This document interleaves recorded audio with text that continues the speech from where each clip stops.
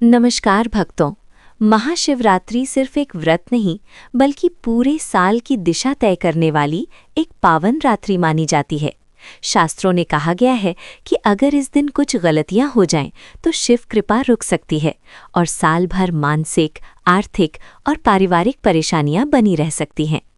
आज की इस कथा में हम जानेंगे कि महाशिवरात्रि पर कौन से काम भूलकर भी नहीं करने चाहिए और अंत में एक ऐसा सरल उपाय भी समझेंगे जिससे भगवान शिव शीघ्र प्रसन्न होते हैं।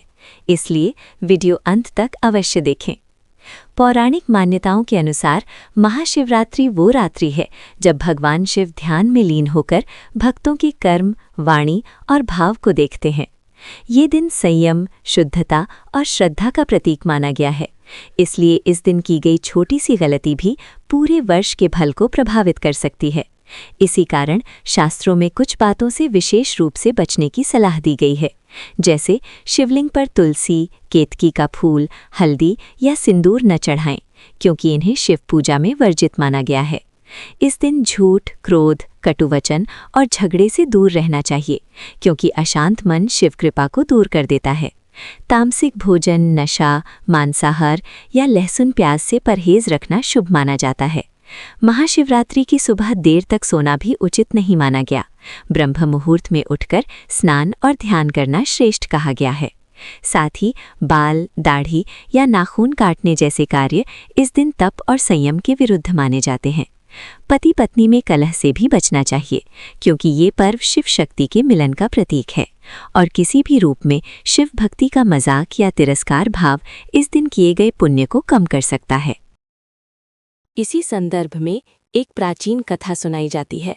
बहुत समय पहले एक बहेलिया जो जीवन भर हिंसा करता रहा था, महाशिवरात्रि की रात शिकार की तलाश में जंगल में भटक गया। भय के कारण वो एक बेल के पेड़ पर चढ़कर पूरी रात जागता रहा। उसे ये ज्ञात नहीं था कि उस पेड़ के नीचे शिवलिंग स्थापित है। जागते रहने के लिए वो बेलपत्र तोड़ तोड़कर नीचे गिराता रहा, जो सीधे शिवलिंग पर चढ़ते रहे। संयोग से उसने उस रात कुछ खाया भी नहीं। इस प्रकार अनजाने में उसका उपवास, रात्रि जागरण और बेलपत्र अर्पण तीनों हो गए।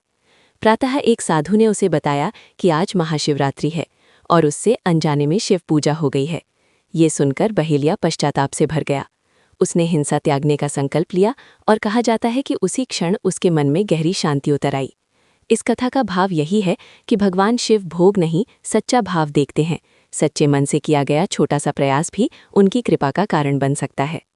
यदि इस पावन रात्रि को शुभ बनाना चाहते हैं तो सुबह स्नान कर स्वच्छ वस्त्र पहने, शिवलिंग पर जल, दूध और बेलपत्र अर्पित करें।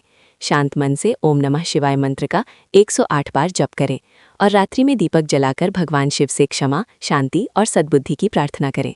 मान्यता है कि महाशिवरात्रि पर सच्चे मन से की गई प्रार्थना पूरे वर्ष रक्षा और सकारात्मकता प्रदान करती है। अंततः संदेश यही है कि भगवान शिव भोग नहीं, भाव देखते हैं।